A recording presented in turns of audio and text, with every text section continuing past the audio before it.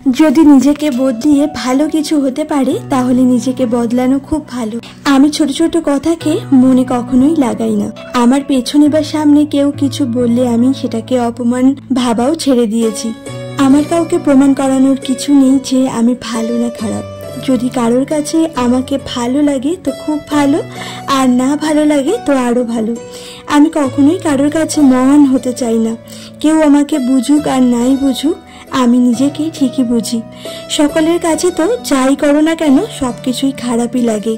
তাই নিজের কাছে যেটা ভালো লাগে আমার মনে হয় সেরকম কাজই করা ভালো, তবে নিজের সম্মানটাকে বজায় রেখে। এমন কিছু করতে চাই না যাতে নিজের কাছে নিজেকে ছোট হতে হয়। জীবনে যতই ভালো কাজ করো না কেন দেখবে কেউ সেটার গুরুত্ব দেয় না। প্রত্যেকটা কাজের মধ্যে কিন্তু খুঁত ধরার লোকেরও অভাব থাকে না।